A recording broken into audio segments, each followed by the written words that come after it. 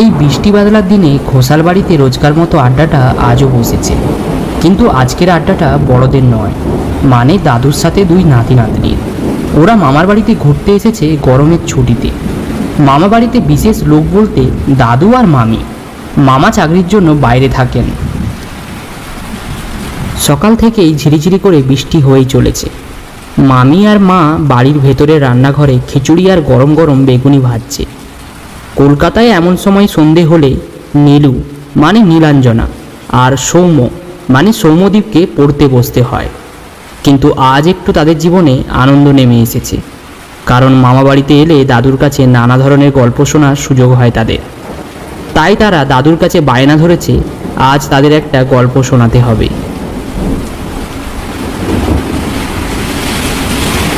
সুমিতা, তোমার তেলে ভাজা ভাজতে আর কতক্ষণ সময় লাগবে? বাইরে তো বাবা নাতি নাতনিদেরকে নিয়ে গল্পের আসর বসিয়েছে। এই সময় যদি তেলে ভাজাটা সামনে রাখা হয় তাহলে মনে হয় গল্পের আসরটা আরো ভালো করে জমবে। এই তো দিদি, আর কিছুক্ষণের মধ্যেই হয়ে যাবে। দাদু, একটা ভূতের গল্প শোনা না? ভূতের গল্প শুনবে? দেখ বোন, ভূতের গল্প শোনার পর কিন্তু ভয় পেলে চলবে না। আর যদি ভয় পেয়েছিস তাহলে তোকে বাইরে বের করে দেবো। কেন ভয় পাবো রে? আমার সাথে তো দাদু আছে। ঠিকই বলেছ দিদি ভাই। আচ্ছা ঠিক আছে, আজ আমি তোমাদের একটা ভূতের গল্প শোনাবো। আর ঠিক এমন সময় মামি ভেতর থেকে সবার জন্য গরম গরম তেলে ভাজা আর মশলা মুড়ি নিয়ে এলো। নিন বাবা, সবাই মুড়ি খেতে খেতে গল্প করুন। আমি রাতের খাবারটা বানাতে ভেতরে গেলাম। সত্যি কথা বলতে শুরু থেকে ভূতের ভয়টা আমার একদমই ছিল না। যে ঘটনাটা আমি আজ তোমাদের বলবো সেটা আমার সাথেই ঘটেছে। একবার বিশেষ কাজের জন্য আমি গিয়েছিলাম মুর্শিদাবাদে। দিনে দিনে কাজ শেষ হলেও ফিরতে রাত হয়ে যাবে, তাই ঠিক করলাম মুর্শিদাবাদে আমার একটি বন্ধুর বাড়ি আছে, ওখানেই আজ রাতটা কাটিয়ে কাল ভোরে নিজের বাড়ির উদ্দেশ্যে রওনা হব। বন্ধুকে আগেই জানিয়ে রেখেছিলাম, তাই সে আমার পথ চেয়ে তার বাড়ির সামনে দাঁড়িয়েছিল। কিরে অসীম, এলি তাহলে আমাদের বাড়ি? আর এই গরিবের বাড়িতে তোর পায়ের ধুলো পড়েছে, এটাই অনেক বেশি। ধুর, তুই এখনো বদলাসনি, সেই আগের মতোই রয়ে গিয়েছিস। আরে এই ধনী গরিব এসব আমি মানি না। তুই আমাকে নিয়ে চল ভেতরে, আর এক গ্লাস জল দে, খুব তেষ্টা পেয়েছে।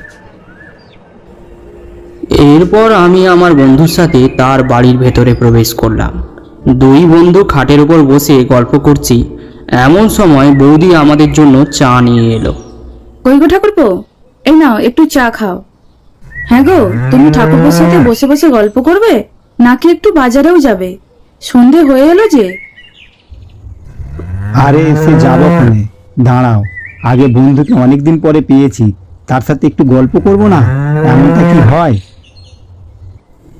সে গল্প করো, কিন্তু বাজার থেকে মাংস কিনে নিয়ে এসো ঠাকুরপোর জন্য। ভালো করে মাংসের ঝোল রান্না করব। কি ঠাকুরপো, আমার হাতে মাংসের তরকারি খাবে তো? নিশ্চয়ই খাবো বৌদি, তোমার হাতের মাংসের রান্না, আহা হা হা, সেই স্বাদ আমার এখনো জিভে লেগে আছে। ঠিক আছে, তুমি তাহলে আমার থেকে বাজারের ব্যাগ নিয়ে যেও, আমি গেলাম রান্নাঘরে। কিরে অসীম, তুই কি যাবি আমার সাথে বাজারে? তা চল, তোদের এই বাজারটা একবার দেখে আসি। তারপর আমরা গ্রামের মেঠো পথ ধরে পৌঁছে গেলাম বাজারে। টুকিটাকি জিনিস আর মাংস কিনে দুজনে পুনরায় বাড়ির দিকে পা বাড়ালাম। তোদের এই গ্রামটা খুব ভালো রে, গ্রামটা ঘুরে দেখতে আমার খুব ভালো লাগছে।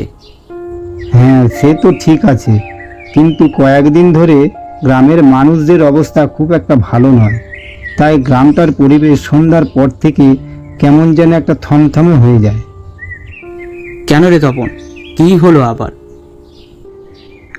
আগে বাড়ি চল, তারপর সবটা খুলে বলছি। বাজারের ব্যাগটা তখন তার বউয়ের হাতে দিয়ে আবার আমরা দুজন মিলে ঘরের ভেতরে গিয়ে বসলাম। হ্যাঁ রে তপন, তুই কি একটা গ্রামের কথা বলবি বলেছিলি না? হ্যাঁ, শোনো তাহলে। এই গ্রামের একদম শেষে থাকে রতন খুঁড়ো। গ্রামের বাজারে তার ছোট্ট একটা মাছের দোকান আছে। সে অনেক দিন আগেই বিপত্নিক হয়েছে। তার একটা মেয়েও আছে, নাম তিনু।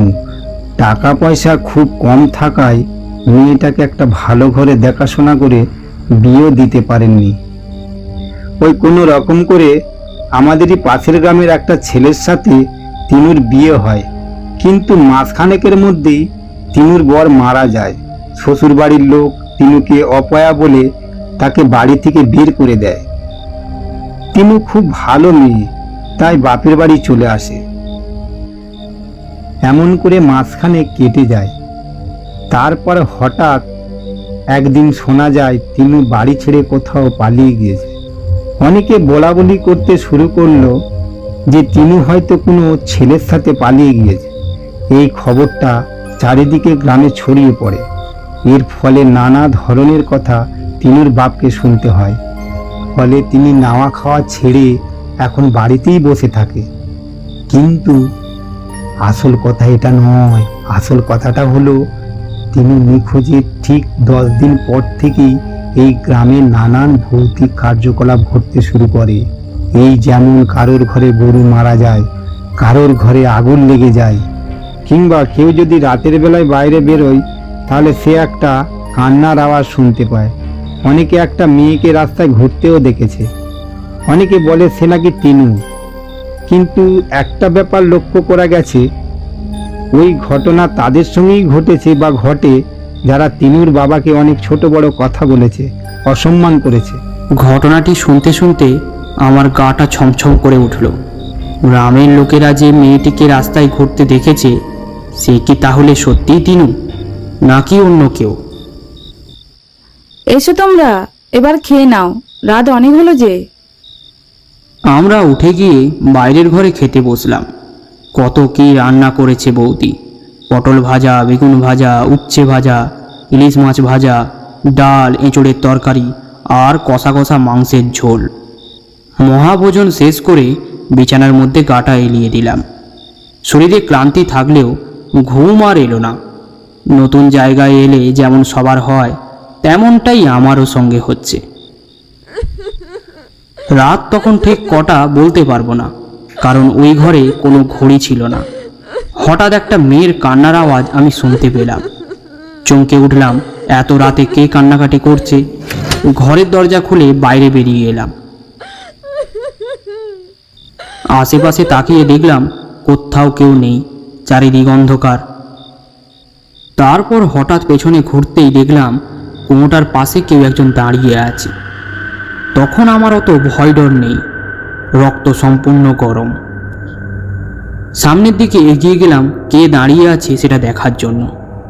ওদিকে বন্ধু আর তার বউ ঘুমোচ্ছে। সামনে এগিয়ে গিয়ে দেখলাম একটা নারী মূর্তি কুয়োর দিকে মুখ করে দাঁড়িয়ে আছে। কে কে তুমি? মেয়েটি চট করে আমার দিকে ঘুরে গেল। মেয়েটির মুখ দেখে আমার সারা শরীর যেন ঠান্ডা হয়ে গেল। কি ভয়ঙ্কর তার মুখ! চুলগুলো হাওয়ায় দুলছে। মুখের ভাষা হারিয়ে ফেলে সেখানে কাঠ হয়ে দাঁড়িয়ে রইলাম। আমার সামনে দাঁড়িয়ে থাকা মেয়েটি জোরে জোরে হাসতে শুরু করেছে। হাসিটা মোটেও মানুষের মতো ছিল না। তার হাসিতে যেন গোটা গ্রাম কাঁপতে শুরু করেছে। হঠাৎ আমার বন্ধু আমার পেছনে এসে দাঁড়ায়। আরে তিনু, তুই? এ কি অবস্থা তোর? আর তুই এত রাতে আমাদের বাড়ির কুয়োর সামনে কি করছিস? অসীম, এরই নাম তিনু। এরই কথা তোকে আজ সন্ধ্যায় বলেছিলাম। হ্যাঁ রে তিনু, তুই বাড়ি থেকে কোথায় চলে গিয়েছিলি? তোর বাবা তোকে কত খুঁজেছে তুই জানিস? না না, আমি কোথাও পালিয়ে যাইনি। এই যে এই কুয়াটা দেখছো, একদিন তোমরা বাড়ি ছিলে না, আমি এই কুয়োতে জল আনতে এসেছিলাম। আমার শরীরটা সেদিন ভালোও ছিল না, মাথা ঘুরে আমি এই কুয়োর মধ্যে পড়ে গিয়েছিলাম। কুয়োর মধ্যে পড়ে গিয়ে আমার জ্ঞান হারিয়ে গিয়েছিল, আর তারপর আর কোনো দিনই আমার জ্ঞান ফিরে আসেনি। আস্তে আস্তে আমার শরীরটা ভারী হয়ে যায় আর আমি মারা যাই এই কুয়াতেই। দেখো ভালো করে, নিচে খুঁজে দেখো, আমার মৃতদেহ তোমরা খুঁজে পাবে। তাই সেই দিনকের পর থেকে রোজ রাতে এই সামনে এসে আমি মুক্তির জন্য কান্নাকাটি করি। কিন্তু তোমরা এই গ্রামের লোকেরা আমার নামে আমার বাবাকে তোমরা কত কথা শুনিয়েছো, সেই প্রতিশোধ নিতেই যারা এমন করেছে তাদের আমি কাউকে ছাড়িনি। তিনু, আমি তোমাকে কথা দিচ্ছি, তোমার মুক্তির ব্যবস্থা আমি করব এবং তোমার বাবাকেও এই গ্রামের লোকের অপবাদ থেকে মুক্ত করব। তুমি আর কোনোদিনও এই গ্রামের মানুষের কোনো ক্ষতি করো না। আমার কথা শুনে তিনু আস্তে আস্তে হাওয়ায় মিলিয়ে গেল। পরের দিন সকালে তিনুর মৃতদেহ কুয়া থেকে তুলে তিনুর সৎকার করা হলো এবং গ্রামের লোকেদেরকে সবটাই জানানো হলো যে সেই দিন তিনুর সাথে কি ঘটেছিল। আর সেই দিন যদি কারো সব থেকে বুক ফেটেছিল সেটা হলো তিনুর বাবার। একদিকে তার মেয়েকে হারানোর দুঃখ, আর একদিকে সবার অপবাদ থেকে নিজেকে মুক্ত করার বেদনা, সবটা মিলে তাকে কুড়ে কুড়ে খাচ্ছিল। বুঝলে তাহলে তোমরা, ভালো লোকেদের সাথে ঈশ্বর সব সময় থাকে। ভুল মানুষ মাত্রই হয়, কিন্তু সেই ভুল শুধরে নেওয়ার দায়িত্বও আমাদের। তাহলে আজকের এই গল্পের ইতি এখানেই। তা তোমাদের ভয় করছে না তো? কি যে বলো দাদু, তুমি থাকতে আমাদের আবার ভয় কিসের? তা বেশ বেশ বেশ, তাহলে চলো গরম গরম খিচুড়ি আর বেগুনি ভাজা খেয়ে ঘুমিয়ে পড়ি। কাল আবার সন্ধ্যের সময় নতুন গল্পের আসর জমানো যাবে।